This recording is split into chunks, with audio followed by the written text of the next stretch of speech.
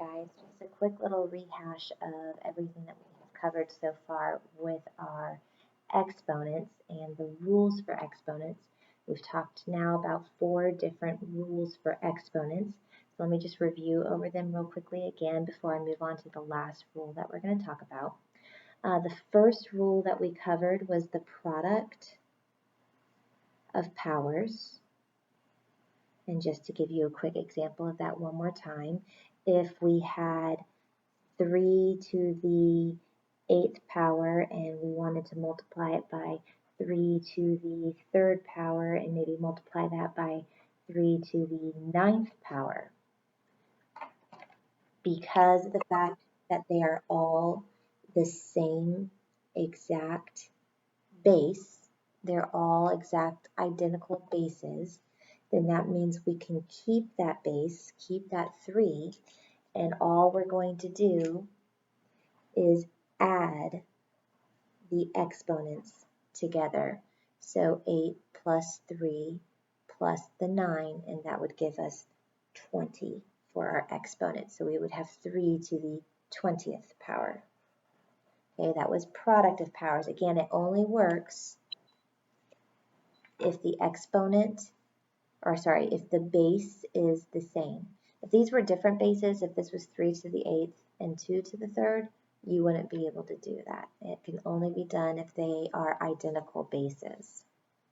Okay, the second rule that we had learned last week was that quotient of powers. So similar to product of powers, quotient of powers happens to deal with division. So if we had 10 to the 11th power and we were dividing it by 10 to the 3rd power. Okay, well again, the idea is they have the exact same base. They both are bases of 10, so that means that we're going to keep the base 10. But this time, because it's division, we would take those exponents and we would subtract them this time. So 11 minus 3, which would give you an 8. So you would have 10 to the 8th power. That is our quotient of powers. And we got into negative exponents. So if we have a negative exponent, like, -4, in parentheses, of course, -4, and it's raised to the -6th power, -4 raised to the -6th power, then you would just convert this into a fraction. Remember, the numerator is always going to be a 1. The denominator is still going to be your base, -4, but your exponent is now going to become a positive 6. Your exponent becomes a positive 6. So it becomes positive. That's the whole idea. That exponent then becomes positive. The base stays the same. Base stays the same. It just happens to be a fraction now. 1 over whatever your base was, positive version of the exponent. And there's your final answer. That's if it's a negative power. Okay, and then we talked about probably everyone's favorite one, because it's the easiest one of all. That was the 0 exponent. Remember, it did not matter what your number was. I could have 2,856 raised to the 0 power, and it's going to equal 1. That's your answer. It could be a -482 raised to the 0 power. It is still going to equal 1. It could be a fraction, 7 over 8 raised to the 0 power.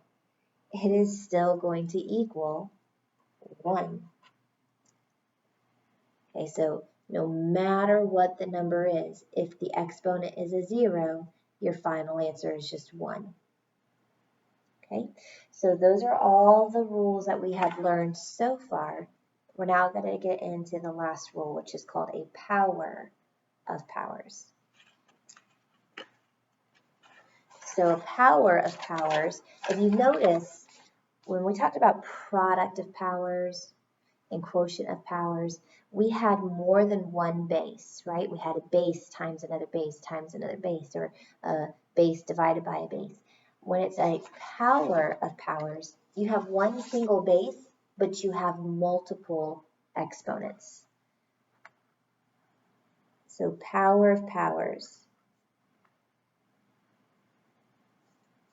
otherwise known as a power of a product. Okay, it could be called a power of a product. So you would have one base and more than one exponent. So let's say we had 2 to the third power, and then that was raised to the second power. 2 to the third power to the second power.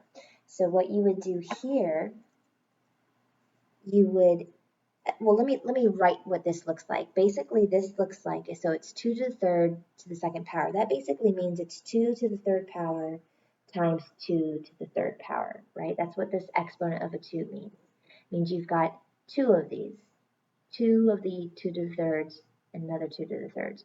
Well, 2 to the thirds and 2 to the thirds, that's just 2 times 2 times 2, and then another 2 times 2 times 2, right? So then if we take a look at that, we have a whole bunch of 2's. How many 2's do we have? We have 1, 2, 3, 4, 5, 6. We have 6 of them.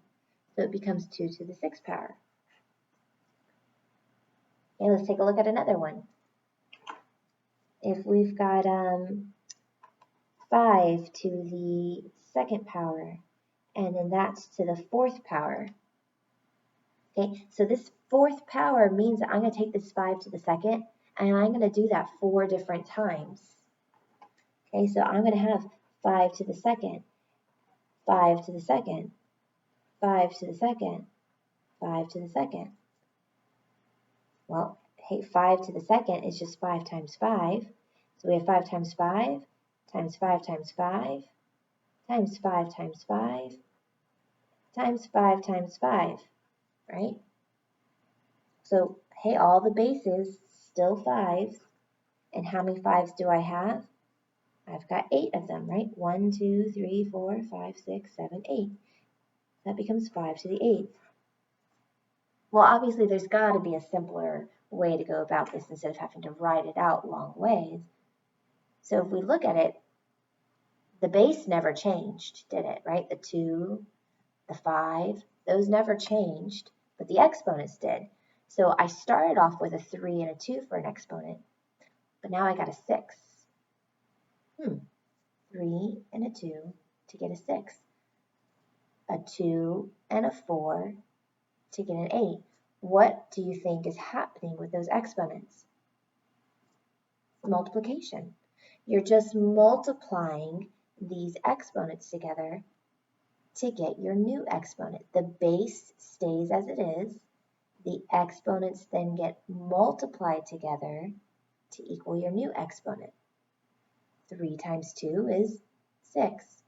2 times 4 is 8. Okay, let's take a look at another one. Let's say that we've got 7 to the 8th power, and I'm going to raise that to the 10th power. Well, I don't want to write all of that out. That's going to be a whole lot of 7's to have to write out. So all I need to do is note that I have one single base, a 7, and then I'm going to take these exponents and I'm going to multiply them. I'm going to multiply them. So this becomes 8 times 10. So my answer is now 7 to the 80th power. 7 to the 80th power. Okay, let's take a look at another one. We've got 15 to to the 9th power. And then we want to raise that to the, we'll say 5th power. Okay, again, we only have one base. It's a 15. But we've got more than one exponent, so we're just going to multiply 9 times the 5. So that's going to give us 15 to the 45th power.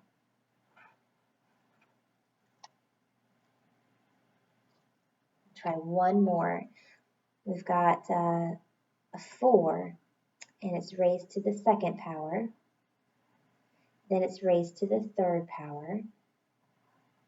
And then that is raised to the 5th power.